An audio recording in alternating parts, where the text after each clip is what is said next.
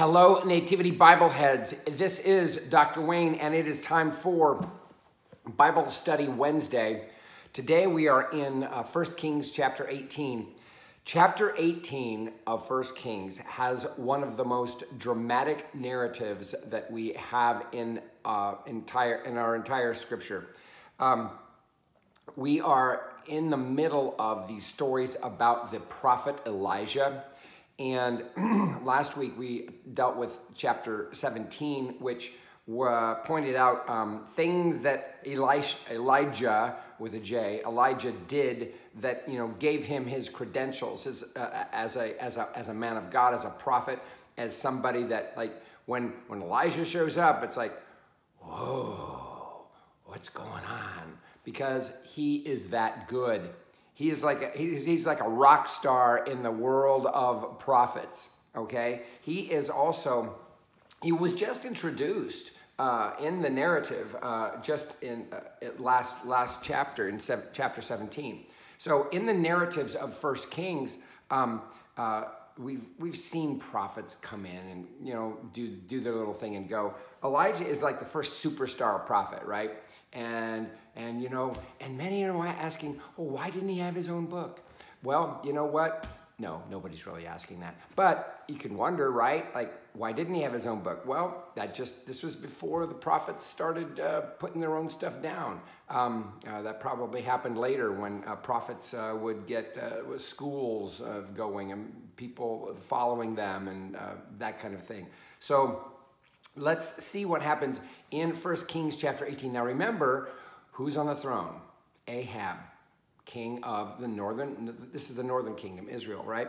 What did he do? He continued in promoting the Baal worship. What's Baal worship? Baal worship was the native religion that was there that was very materialistic. Baal was a god that was seen to be hiding or dead even during the drought season. And then when the rains would come, that meant that Baal had revived or had found favor with, or the people had done something to coax him out of his death, and so that they would bless them with rain. That was the way it was seen. Now, in chapter 18 of 1 Kings, Elijah is the prophet of Yahweh, right? And Ahab has we've been given the judgment already about King Ahab and the fact that he continued in the sins of Jeroboam, son of Nebat, who was the king prior that had introduced Baal worship. Remember, Ahab did something even worse though, right? What did he do? He took as his wife Jezebel, who was the daughter of a king of Sidon, which is a big Baal worship place. And she supported the Baal prophets, the prophets of Baal. In chapter 18, we have a prophet smackdown, if you will. They have that in the WWE, the World Wrestling stuff, smackdown. This is one of those dramatic kind of stories. It contains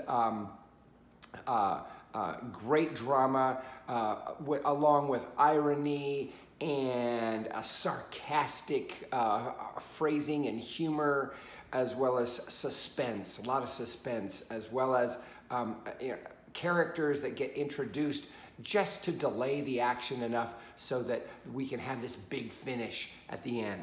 So let's look at it here, shall we, in 1 Kings chapter 18. After many days, the word of the Lord came to Elijah in the 3rd year of the drought. Now remember, this drought was something that was brought on by the Lord to force the hand of the Baal priests and Baal worshipers in an attempt by the Lord to actually demonstrate that the Baal gods are not really gods. So this is a part of that game, if you will.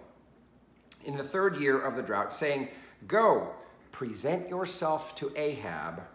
I will send rain on the earth." Ahab is worshiping Baal. Ahab doesn't have any need for Yahweh because Yahweh is not viewed as the one who sends rain. As in Ahab's mind, rain will come when Baal does his thing. And in our narrator saying that Elijah is to go present himself to Ahab and tell him about the rain, he doesn't do it right away.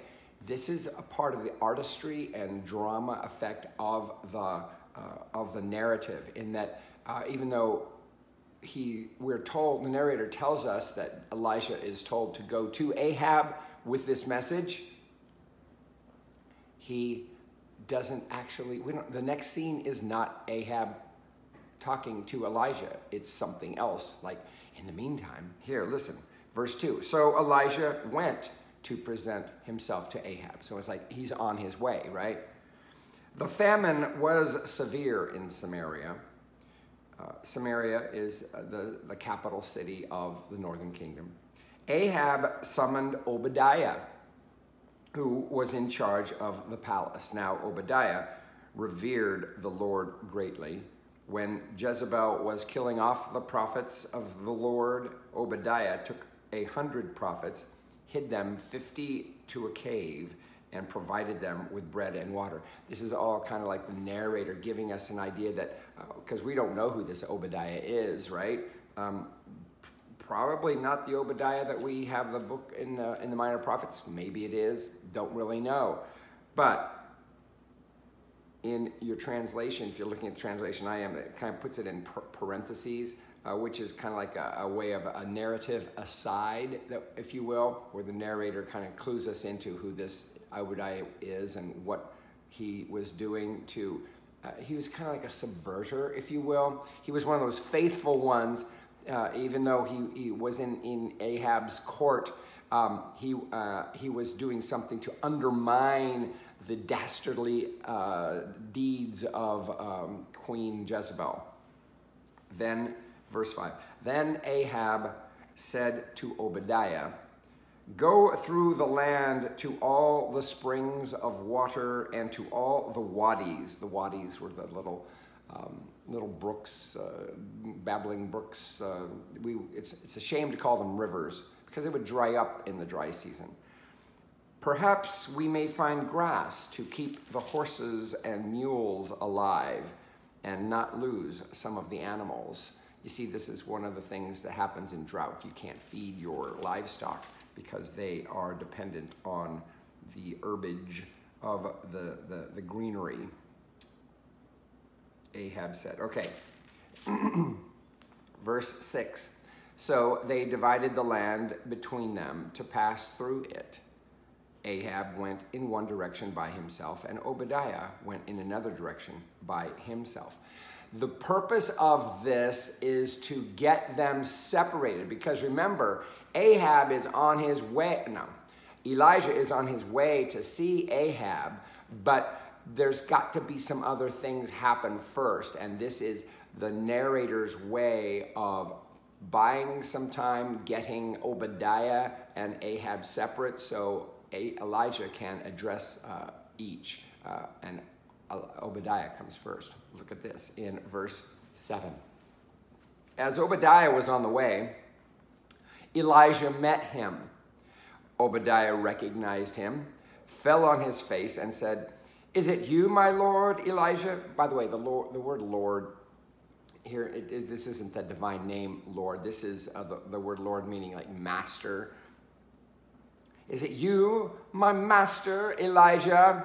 Do you remember when Elijah presented himself to the woman, the widow, and she had a similar reaction of like, oh no, doom has come upon me because the great Elijah has visited me. You know, it's like, does this mean God is mad at me? Then that kind of a thing. Look at what he says. Verse 8, he answered him, this is Elijah speaking, it is I.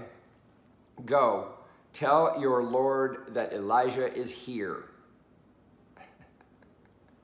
When this use of the word Lord is not the king, again, this is the word like master. Like tell your master, tell Ahab. It's a circumlocution for your boss, the king.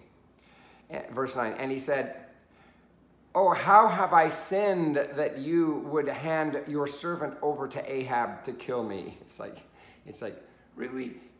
That's like, you're telling me you want me to die, basically, right? Verse 10, as the Lord your God lives, there is no nation or kingdom to which my Lord has not sent to seek you. And when they would, and when they would, and I don't know why I'm getting this phrasing. Let's start again in verse 10. As the Lord your God lives, there is no nation or kingdom to which my Lord has not sent to seek you. And when they would say he is not here, he would require an oath of the kingdom or the nation that they had not found you. So apparently Obadiah has had the mission of finding Elijah on numerous occasions, much to his chagrin. He never did, and he's apparently been at it for a while. Verse 11, but now you say, go tell your Lord that Elijah is here. See, and now you show up. I've been looking for you all over the place, and now you just show up and you say, oh, go tell Ahab that I'm here. It's like, verse 12, Obadiah is like distraught. Look at this. As soon as I have gone from you, the Spirit of the Lord will carry you, I know not where.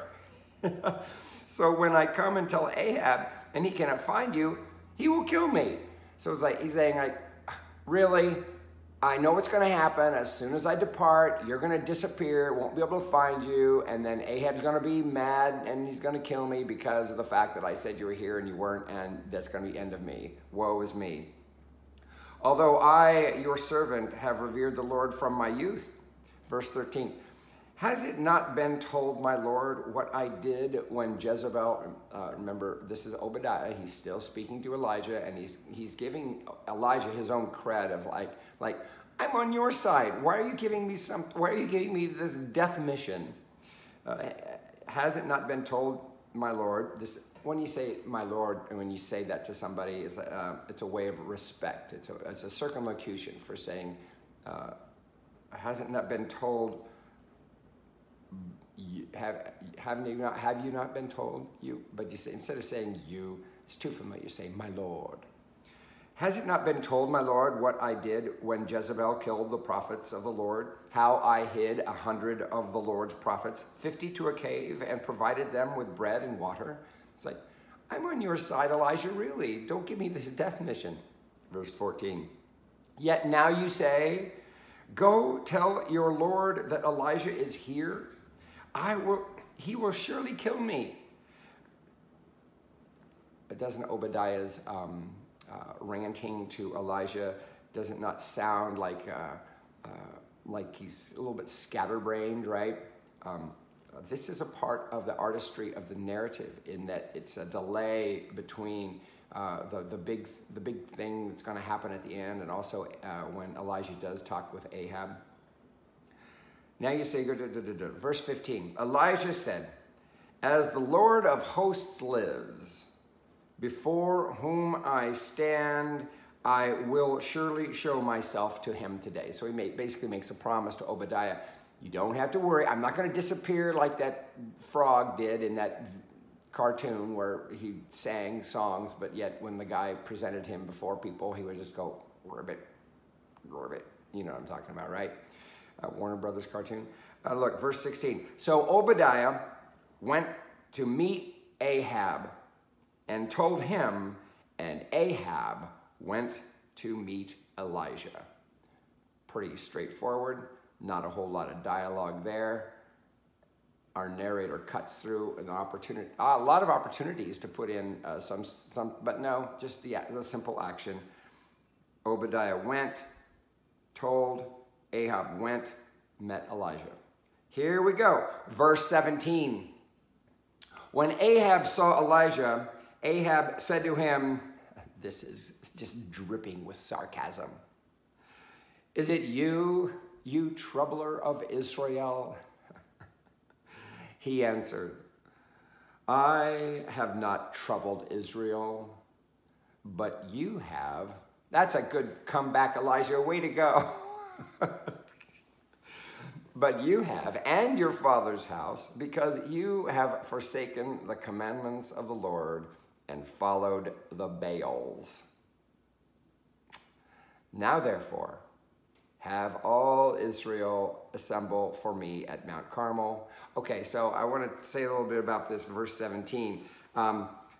Ahab's greeting of one of the nicknames, if you will, of the prophets on the way the kings would see them is that the prophets are trouble.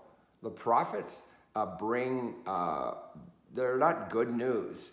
The prophets give consternation to the kings. And so the troublers of Israel is how the prophets start to be known. This is well, I'll say more about this as we go on, but deeper into the book of 1 Kings. But remember when, fast forward to the days of Jesus, when we talk about Jesus as being prophet and priest and king, right? Back then, prophet and king and priest, three very different tasks, because the prophet was the troubler of the king, and the priest was the one who was supposed to maintain the right worship, and the king was supposed to be the one that set the people straight and or led the way. And here we have a disconnect between the three. And that's one of the reasons why in the celebration of who Jesus was and what he did is that he kept it all together, if you will. Prophet and priest and king. Okay, and verse 19. Okay, so Elijah he's proposing a smackdown, a duel, a high noon draw. Look at this. Now, therefore, have all Israel assemble for me at Mount Carmel. Mount Carmel is around the city of Haifa, near the coast, near the Mediterranean coast in Israel. With the 450 prophets of Baal and 400 prophets of Asherah who eat at Jezebel's table. So all of these prophets that have been kept alive. So remember the little data piece we were given about Obadiah, that he hid away the prophets of the Lord and fed them.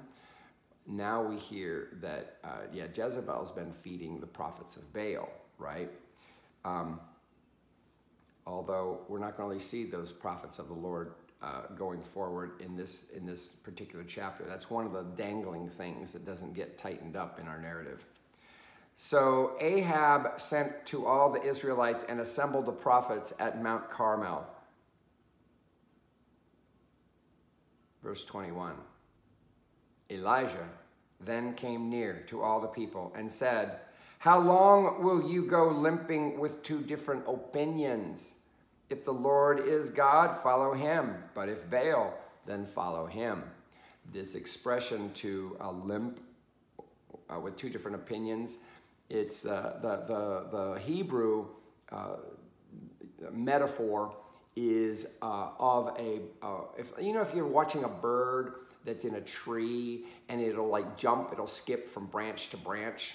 And that's the word that gets translated as limp, and it does that on purpose because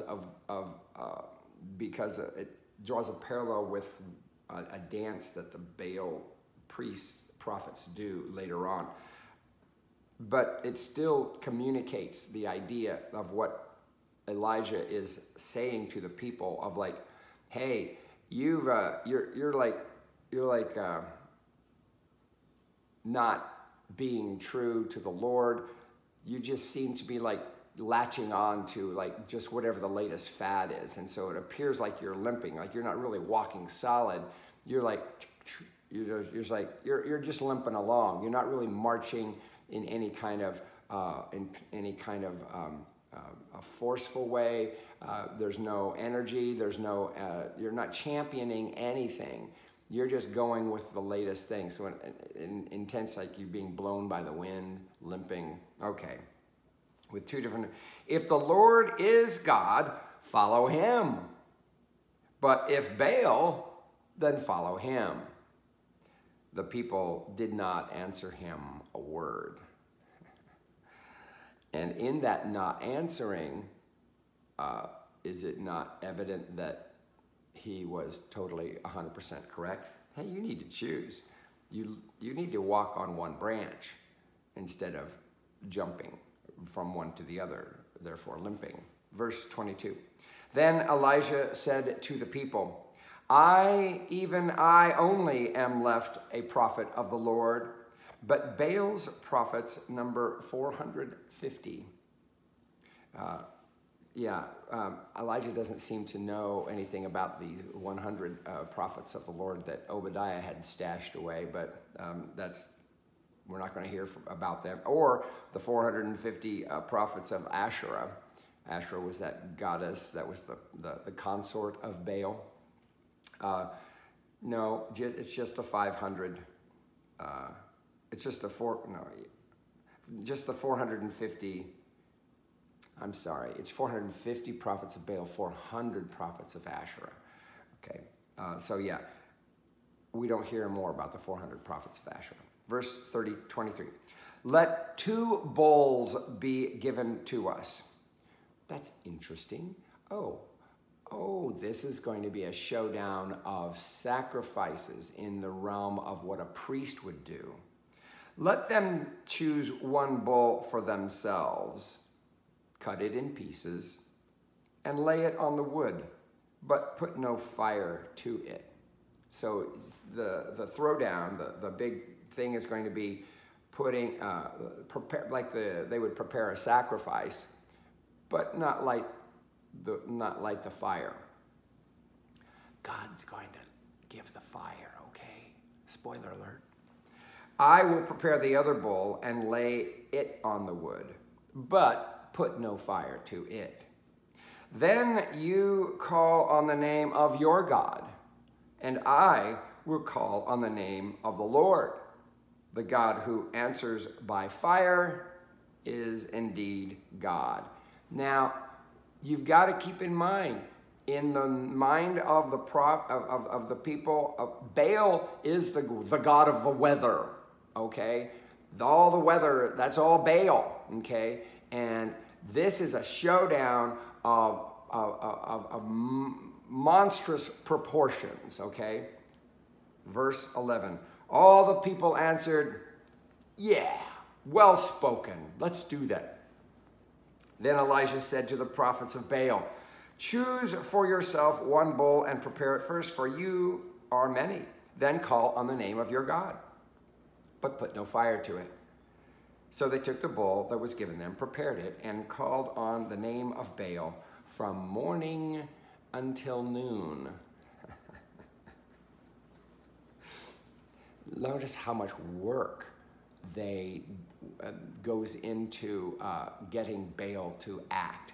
This is their deed. Crying, oh Baal, answer us. But there was no voice and no answer. They limped about the altar that they had made. That's an expression for, doing those dances. And we've seen dances like this in Native American dances.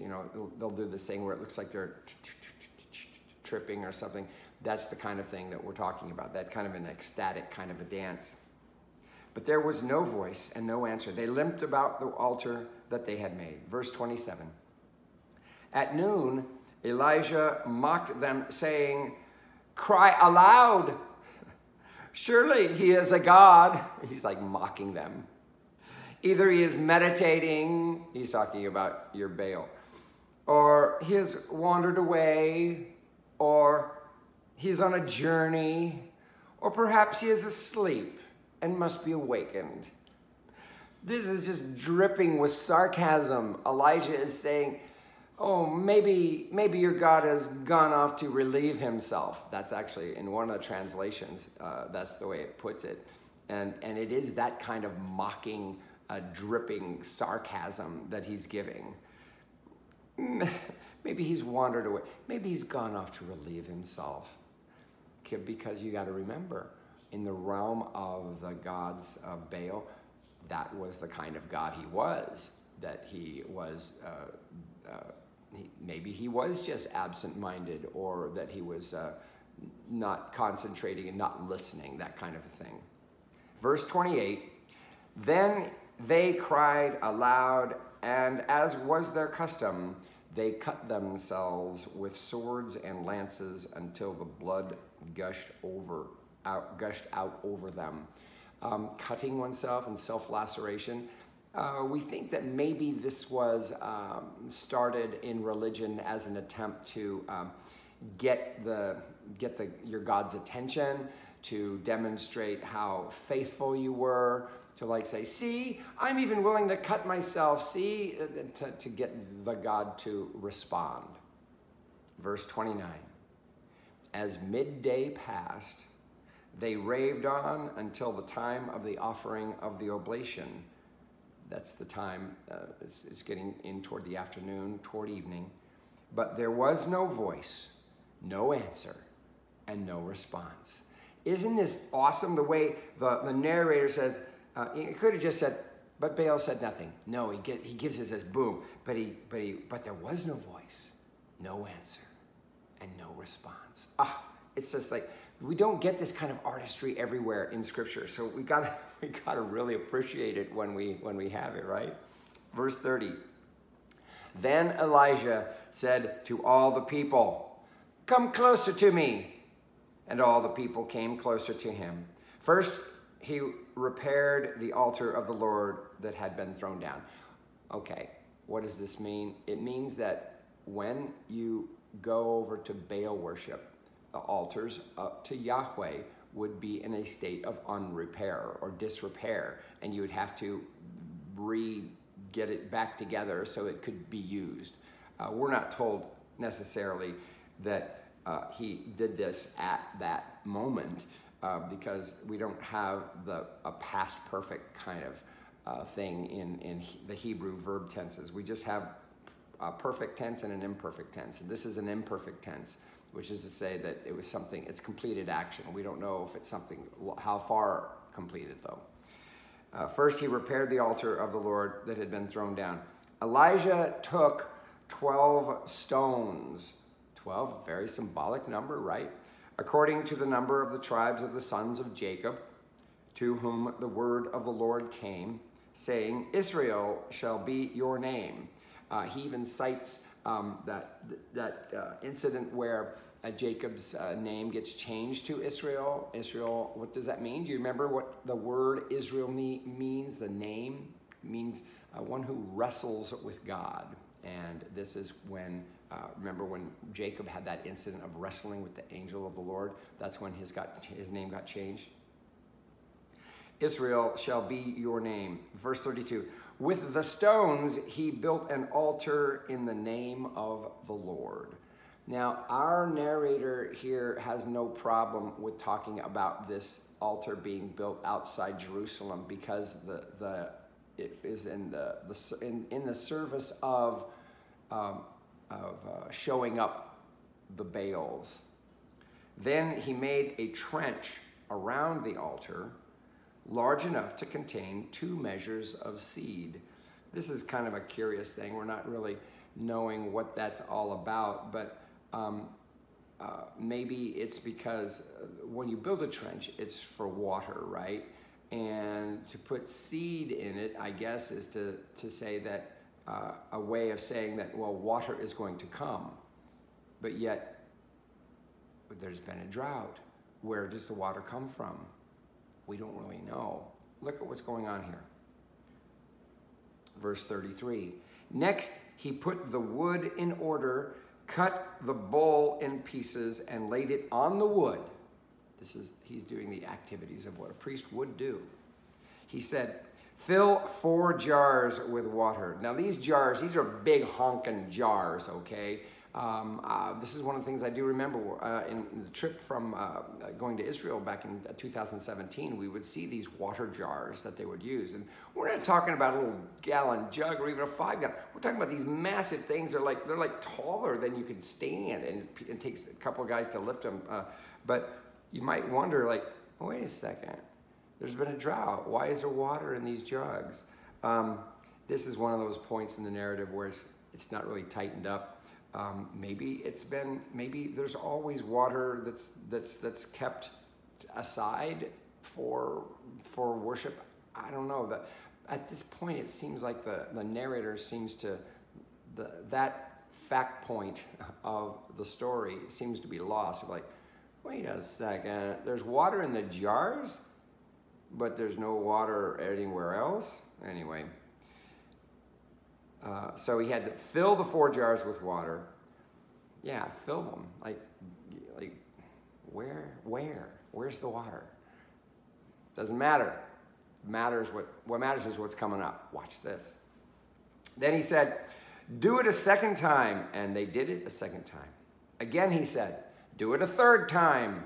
And they did it a third time. So that the water ran all around the altar and filled the trench also with water. Ah, the trench with the seed, the water. There you go. And I guess when you wet the wood like that, it's like you're like saying, okay, we're going to make it even more difficult for fire to come because the wood is now wet. He's like making it as difficult as possible because he knows he's going to win. Verse 36.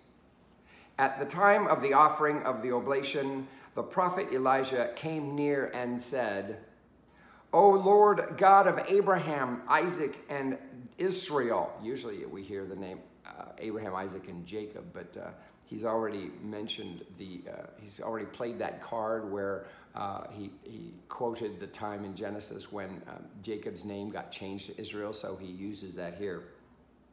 This is very patriotic. This is very playing the history of the nation and going with their greatest hits. O Lord, O God of Abraham, Isaac, and Israel, let it be known this day that you are God in Israel, that I am your servant, and that I have done all these things at your bidding. Notice he doesn't have to do some big incantation. He just says a simple prayer of matter of fact. Answer me, O Lord, answer me, so that this people may know that you, O Lord, are God, and that you have turned their hearts back. Simple prayer. Verse 38. Then the fire of the Lord fell and consumed the burnt offering, the wood, the stones, and the dust, and even licked up the water that was in the trench. It's like, can you imagine if this had been described? I mean, it's maybe in the form of lightning, fire, whatever, but it's like this big, so that it incinerates everything, even the dust. That's what's great. And the pool of water that had formed in the moat that they created, the trench around it, even that was gone. Verse 39, when all the people saw it, they fell on their faces and said, the Lord indeed is God. The Lord indeed is God. Said twice, interesting. Verse 40, Elijah said to them, seize the prophets of Baal. Do not let one of them escape. Then they seized them, and Elijah brought them down to the Wadi Kishon and killed them there. Bum, bum, bum. The big prophet smackdown showdown at Mount Carmel. One winner, 2 prophets go in. 2 gods go in, 1 God comes out. Yeah, their fate was their doom. Verse 41, Elijah said to Ahab, go up, eat and drink, for there is a sound of rushing rain. Remember at the very beginning of this chapter where he is told to present yourself to Ahab, I will send rain on the earth. Now he does. After all of that, go tell Ahab. Now he does. Elijah said to Ahab, go up, eat and drink, for there is a sound of rushing rain. Verse 42. So Ahab went up to eat and to drink. This is what you do when the burnt offering, well, the burnt offering was consumed. I don't know if it's saying that there was leftovers from the sacrifice, because sometimes they wouldn't be all consumed. Sometimes they would consume the meat that was left from the sacrifice. That they wouldn't always be burnt into its entirety. We don't know for sure, because it says it consumed the burnt offering, but it doesn't say it pulverized it. The wood, the stones, the dust, even licking up the water. I don't know.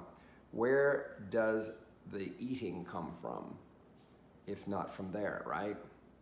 Go up, eat and drink, for there is a sound of rushing rain. So Ahab went up to eat and to drink. Elijah went up to the top of Carmel. There he bowed himself down upon the earth and put his face between his knees. He said to his servant, "Go up now, look toward the sea." He went up and looked and said, "There is nothing." Then he said, "Go again 7 times. At the 7th time he said, "Look, a cloud no bigger than a person's hand is rising out of the sea." Then he said, "Go say to Ahab, harness your chariot and go down before the rain stops you." In a little while, the heavens grew black with clouds and wind. There was a heavy rain. Ahab rode off and went to Jezreel, but the hand of the Lord was on Elijah. He girded up his loins and ran in front of Ahab to the entrance of Jezreel. Now, I'm going to actually stop there and explicate that next week as a part of chapter 19. Everything from verses 42 and following, and then chapter 19. We're going to cover that next week, or the next time we're in here, because I think the unit ends there where he says to Ahab, "For there is a sound of a rushing rain." And then I'll pick up with verse 42 and following, because I don't want this one to go too much longer. So that is where we will begin. We will begin in 1 Kings 18, verse 42 through chapter 19 in our next installment of when we continue the study. This showdown, the smackdown on Mount Carmel, is one of the most iconic and revered scenes in the Old Testament that has captured the imagination of artists and such. Go to the Google and just do the type of Mount Carmel, the showdown on Mount Carmel, the Lord on Mount Carmel, Elijah on Mount Carmel, and the Baal prophets on Mount Carmel, that kind of thing. You'll see and click on images there, and you'll see what artists have done with that. It's quite fascinating, quite a fascinating look. But remember, in the overall story of what's going on in 1 Kings, this is the narrator's first foray into the distinct ministries of this prophet Elijah. And this is the showdown that is supposed to turn the tide. And okay, what more evidence do you need than that the Lord is God? But yet we're going to find out, well, maybe they didn't heed it. But still, the truth is the truth, and the showdown proves the showdown. And the prophets of Baal, the ones of Jezebel, there's going to be payback. Elijah's going to have to answer to that, because Jezebel's all going to be upset. We know that because the prophets of Baal were like her pets. They're gone now. What's going to happen there? So the story is not over, but the big showdown is. And the promise, the promise, the drought, and the end of the drought has come, and we find Elijah acting. See, in this portion of the realm, we find the prophet acting like we will find Jesus act, with this kind of confidence of the presence of the Lord, of going with God, God being with him, so that there's no doubt that he's on the side of the Lord, the same Lord that they all know of as the Lord. And this is the tradition that we see Jesus in, following along like Elijah did. Many of the deeds that Jesus did follow the realm of, or the spirit of Elijah. So that is it for Bible Study Wednesday this week. Blessings to you all, and until next time, peace be with you.